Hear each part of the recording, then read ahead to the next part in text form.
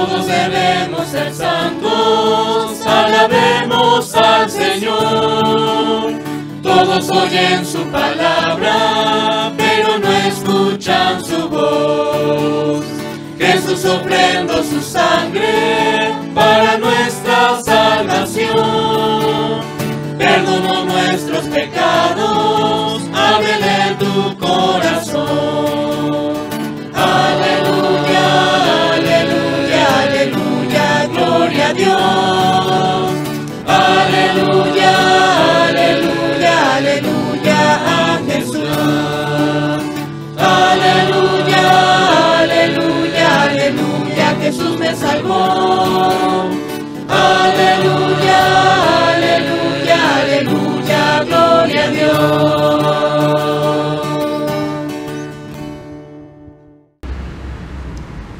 Shalom, la paz, hermanos. Qué maravilla el hecho de que podamos estar compartiendo la palabra de Dios. Qué maravilla que Dios, nuestro Dios, nos hable semana tras semana para irnos iluminando el camino para llegar a la Pascua. Nosotros los cristianos, es tan importante vivir la Pascua que nos vamos preparando durante 40 días con ayunos, con abstinencia de carne, con oración, frecuentando los sacramentos, compartiendo de los bienes con los más pobres a través de la limosna. Qué importante es esta fiesta que la Iglesia anuncia un tiempo santo de conversión y penitencia, que lamentablemente, hay que reconocerlo, muchos cristianos que han perdido la fe, esta palabra ya no resuena. Hoy el Señor nos da una palabra muy importante, bastante amplia.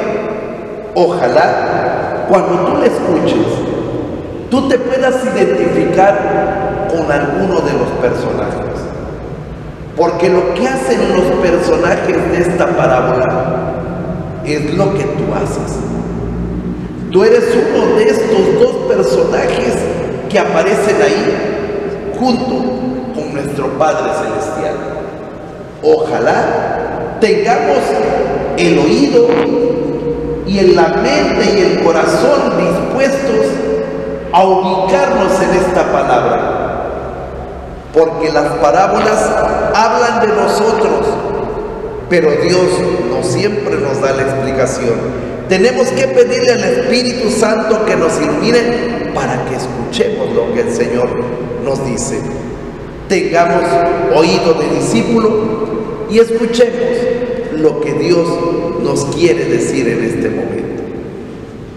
El Señor esté con ustedes.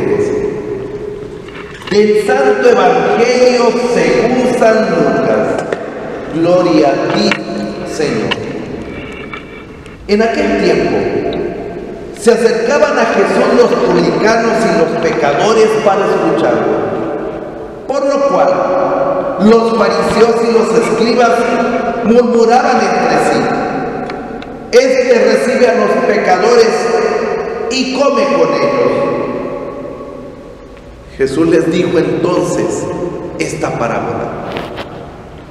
Un hombre tenía 2 hijos, y el menor de ellos le dijo a su padre: Padre, dame la parte de la herencia que me toca. Y él le repartió los bienes. No muchos días después, el hijo menor, juntando todo lo suyo, se fue a un país lejano y allá derrochó su fortuna, viviendo de una manera disoluta. Después de malgastarlo todo, sobrevino en aquella región una gran hambre y él empezó a padecer necesidad. Entonces fue a pedirle trabajo a un habitante de aquel país, el cual lo mandó a sus campos a cuidar cerdos. Tenía ganas de hartarse con las bellotas que comían los cerdos, pero no dejaban que se las comiera. Se puso entonces a reflexionar y se dijo: ¿cuántos trabajadores en la casa de mi padre tienen pan de sobra? Y yo aquí me estoy muriendo de hambre. Me levantaré, volveré a mi padre y le diré: Padre, he pecado contra el cielo y contra ti. Ya no merezco llamarme hijo tuyo. Recíbeme como uno de tus trabajadores. Enseguida se puso en camino hacia la casa de su padre. Estaba todavía lejos cuando su padre lo vio y se enterneció profundamente. Corrió hacia él, echándole los brazos al cuello, lo cubrió de besos. El muchacho le dijo: Padre, he pecado contra el cielo y contra ti. Ya no merezco llamarme hijo tuyo. Pero el padre les dijo a sus criados: pronto, traigan la túnica más rica y vístansela. Póngale un anillo en el dedo y sandalias en los pies. Traigan el becerro gordo y mátenlo. Comamos y hagamos una fiesta, porque este hijo mío estaba muerto y ha vuelto a la vida. Estaba perdido y lo hemos encontrado. Y empezó el banquete. El hijo mayor estaba en el campo y al volver, cuando se acercó a la casa, oyó la música y los cantos. Entonces llamó a uno de los criados y le preguntó qué pasaba. Este le contestó: tu hermano ha regresado y tu padre mandó matar el becerro gordo por haberlo recobrado sano y salvo. El hijo mayor se enojó y no quería entrar.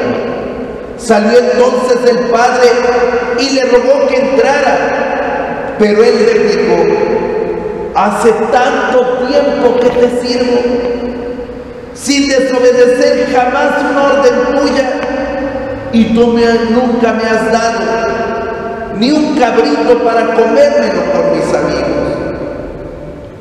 Pero eso sí, viene ese hijo tuyo que despilfarró tus bienes con malas mujeres y tú mandas matar el becerro gordo. El padre repuso: hijo, tú siempre estás conmigo y todo lo mío es tuyo, pero era necesario hacer fiesta y regocijarnos, porque este hermano tuyo estaba muerto y ha vuelto a la vida. Estaba perdido y lo hemos encontrado. Palabra del Señor. Gloria a ti, Señor Jesús. Maravillosa palabra de parte de Dios. Algunos le llaman la parábola del hijo pródigo. Creo que no es correcto el nombre o el título que le hemos puesto. Tendríamos que llamarle la parábola del padre amoroso, porque de sus dos hijos, diríamos, no se hace uno. Aquí el texto empieza señalando que se acercaban a Jesús los publicanos y los pecadores, incluso comían con él. Hermanos, los publicanos eran funcionarios públicos, trabajadores del gobierno corruptos, que le robaban a los demás, que cobraban de más y se quedaban con el dinero. La corrupción siempre ha existido. Pecadores, ¿quiénes eran? Borrachos, que iban con prostitutas, ladrones, que no iban a la sinagoga, a la oración, no santificaban el sábado como los demás judíos. Tantos pecadores que hay, asaltantes, secuestradores, ladrones, adúlteros, y todos ellos se acercan a Jesús. Y Jesús no los rechaza. Pero hermanos, estaban los fariseos, gente que luchaba por ser irreprochable en la obediencia a Dios. Los fariseos 3 veces al día subían al templo a orar. De sus ganancias, el 10% lo entregaban al Señor en el templo. No se quedaban, vamos a hablar así, con ningún peso de más. Porque el fariseo decía, si yo me quedo con un peso le estoy robando a Dios. Entonces daba el diezmo, daba las limosnas y las primicias de sus cosechas. Estudiaba la Biblia, no robaba, no mataba, no hacía nada malo. Servía a Dios. Y por eso juzgaban a Jesús. ¿Por qué? Porque se juntaba con gente que fallaba a Dios. Jesús, tomando de la tradición rabínica una parábola, nos la muestra. Una parábola que los fariseos habían escuchado en la sinagoga. Hoy Jesús la vuelve a hacer presente. Y habla de este hombre, figura de Dios Padre, que tiene 2 hijos. El hijo menor, el inmaduro, el atrabancado que no piensa, no está a gusto con su padre y se atreve a hacer algo que no tiene derecho. Padre, dame la parte de la herencia que me toca. Los hijos no tienen derecho a la herencia. Son los padres los que tienen derecho a dar la herencia a quien quiera. Que este hijo le exigiera a su padre herencia es una falta de respeto a la dignidad de su padre. El hijo no tenía derecho, ni tiene derecho a exigir herencia.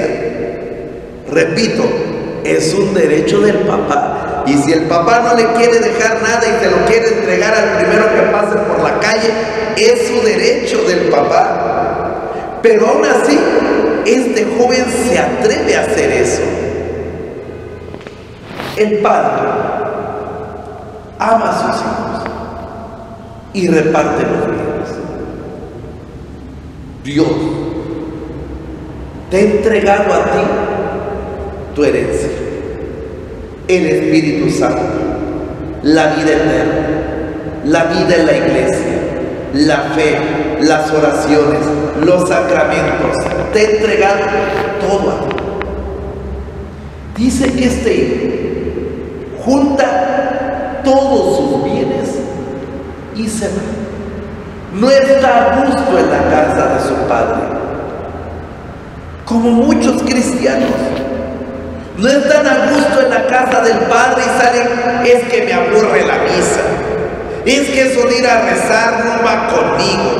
No están a gusto con la casa del padre. Y todas las bendiciones que el Padre les ha dado, los sacramentos, las enseñanzas que a través de su mamá, de su papá recibieron, todo se lo llevan. Y se van lejos de la iglesia, se van lejos de la casa del Padre porque no están a gusto con el Padre. Y lejos de la casa del Padre, despilfarran todos sus bienes. Se van a un antro, se van al adulterio, se van con brujos y curanderos, van a que lo limpien con huevos, que les pongan imanes y péndulos y tal. Despilfarran todo lo que Dios les dio. Pero hermanos, cuando nosotros nos vamos de la casa del Padre, al principio todo parece muy bien, pero siempre lejos de la casa del Padre sobrevienen momentos de gran hambre, de gran necesidad. Llega el momento en que no te sacia la vida del mundo, no te sacia la fiesta, las borracheras, quedas por dentro vacío. no te sacia vivir en el adulterio, tu corazón queda vacío. No te sacia estar robando, tu corazón queda vacío. No te sacia los deportes, tu corazón queda vacío. Y dice que este hombre busca trabajo. Estaba tan lejos de la casa del padre que consigue empleo cuidando cerdos. Para un judío esto es terrible, porque el judío ni siquiera puede tocar o comer un cerdo. Es un animal impuro.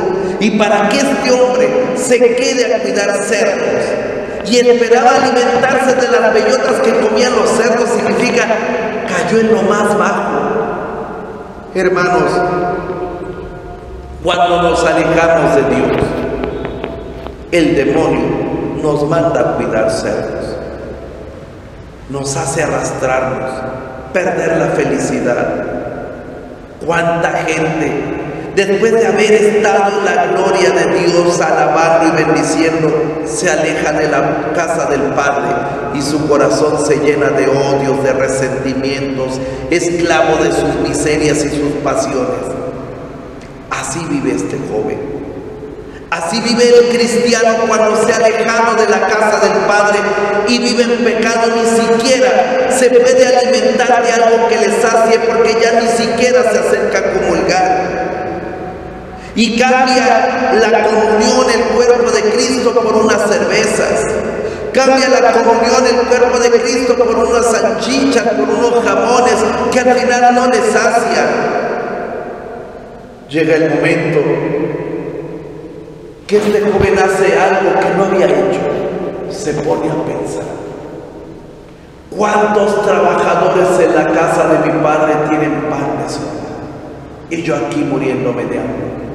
¿Cuántos hermanos en la iglesia tienen la oportunidad de escuchar la palabra de Dios, le pueden cantar al Señor, le pueden aplaudir, lo pueden alabar, pueden sentir el consuelo, el gozo de Dios?